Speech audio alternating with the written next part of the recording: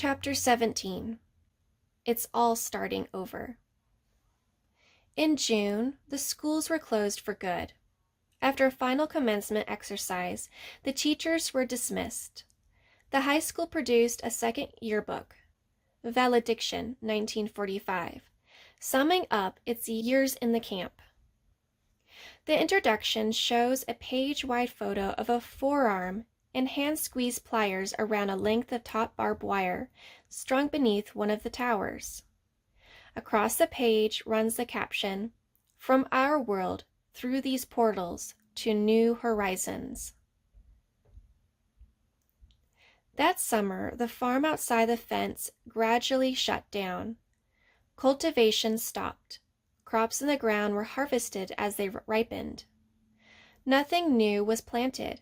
They began to auction off the tractors, the trucks, and the tools. Then the word went out that the entire camp would close without fail by December 1st. Those who did not choose to leave voluntarily would be scheduled for resettlement in weekly quotas. Once you were scheduled, you chose a place, a state, a city, a town, and the government would pay your way there. If you didn't choose, they'd send you back to the community you lived in before you were evacuated. Papa gave himself up to the schedule. The government had put him there, he reasoned. The government could arrange his departure. What could he lose by waiting? Outside, he had no job to go back to. A California law passed in 1943 made it illegal now for a say to hold commercial fishing licenses. And his boats and nets were gone, he knew. Confiscated or stolen. Here in camp, he had shelter. The women and children still with him had enough to eat.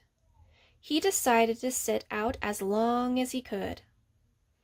That August, as usual, it was brutally hot.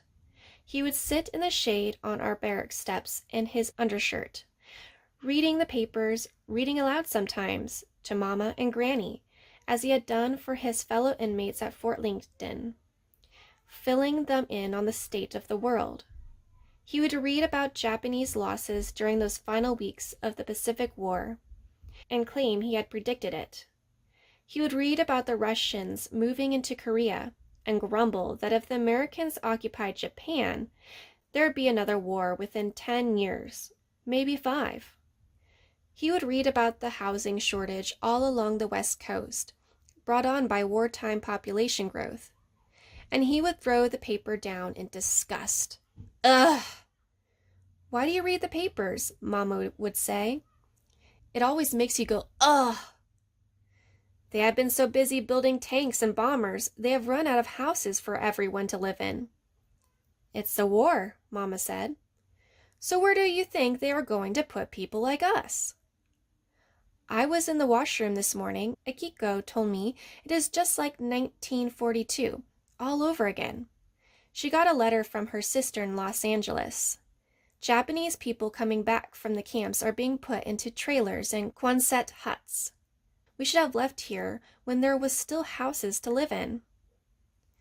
You are the one who wanted to wait, Papa snapped. I said for a while. For a while, he mimicked her. So did you. He raised his voice. You said it would be too hard on the kids.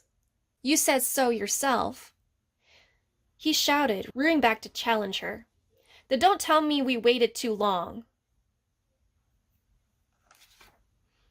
Mama's eyes closed, squinting tight, shutting off the conversation. Her face became a web of creases. Jeannie, she said to me, come over here. Mum on my back a little bit.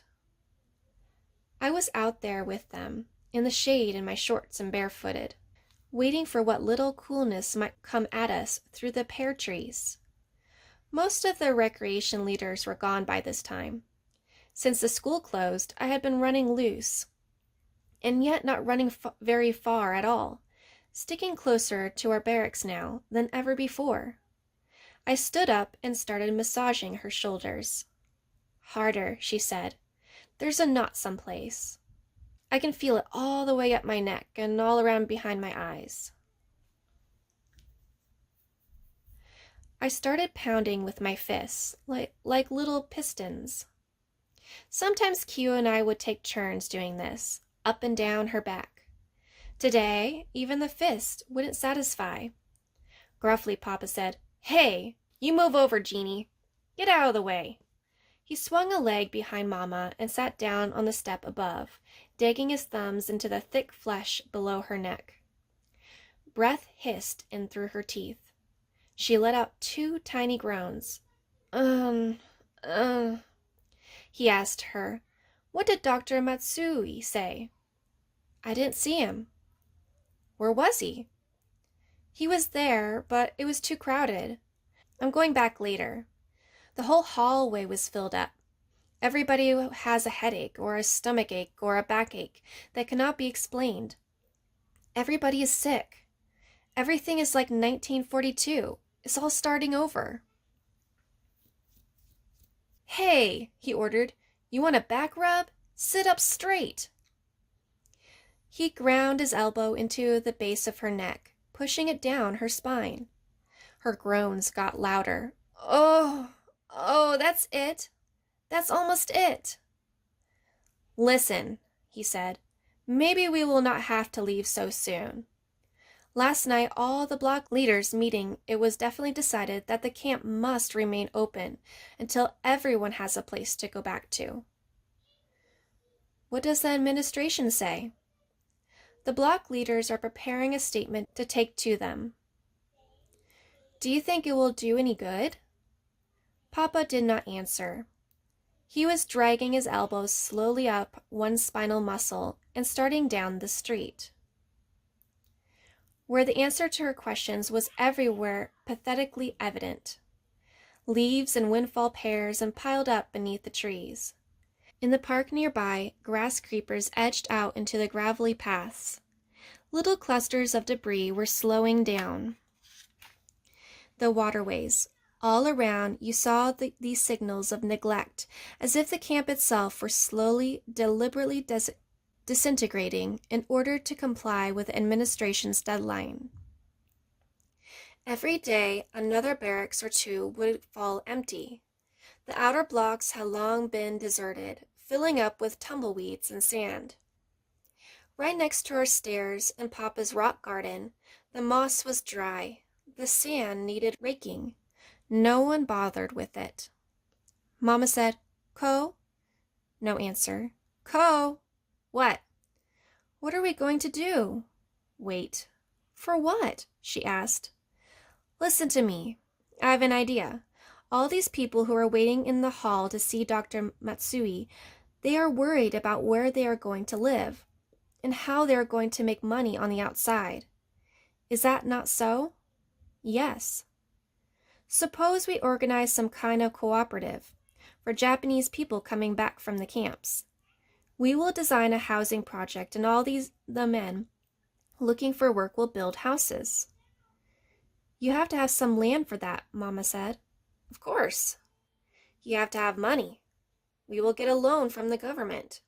At the block leaders meeting, it was decided that they must provide a low-interest loan for families returning from the camps. They cannot deprive us of our homes and our fishing boats and our automobiles and lock us up for 3 years and then just turn us loose into the cities again. They have to help us get a new start. Is this too in the statement they are preparing? Yes. They deliver it at noon today. Do you think the government will do anything? Again, Papa did not answer. They both knew what it would be. This time his long pause slipped into pure silence. Without the answer, he would continue dabbling with the dream.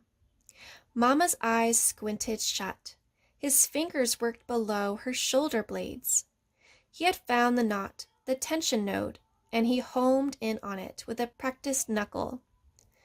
Mama rolled her head from side to side, pulling at the tendons in her neck, groaning loudly now, hissing with the painful pleasure of his cure. The last hope that something might postpone our returning to the outside world was extinguished on August 6th. when the atomic bomb fell on Hiroshima. That ended the Second World War. America had won. Internment camps were undeniably a thing of the past. I remember seeing the newspaper photos of the mushroom cloud that bloomed over the city and hearing the murmurs that rose ever so quietly from the stunned, almost reverent hush all over the camp. The unbelievable horror of what had happened was not yet known. This was as strange, as awesome, as mysteriously unnerving as Pearl Harbor had been.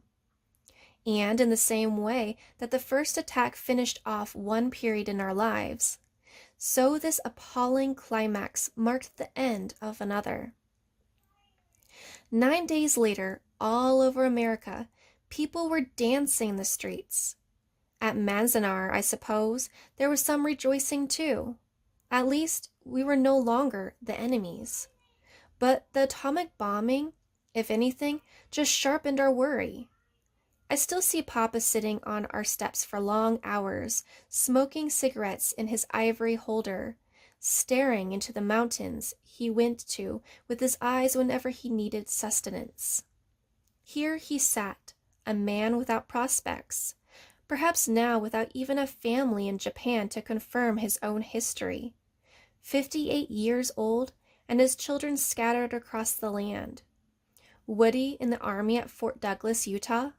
Eleanor in Reno, her husband in Germany with the occupation troops. Bill and Martha and Francis and Lillian in New Jersey.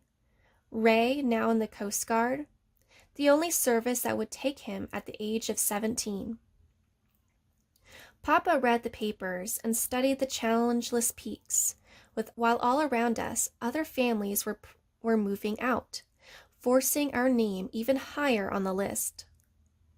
Every day, busloads left from the main gate, heading south with their quotas, filled with mamas and papas and grannies who had postponed movement as long as possible. And soldiers' wives like Chizu, and children like Kiyo and May, and me, too young yet to be out on our own. Some of the older folks resisted leaving right up to the end, and had to have their bags packed for them, and be physically lifted and shoved onto the buses. When our day finally arrived in early October, there were maybe 2,000 people still living out there, waiting their turn and hoping it wouldn't come.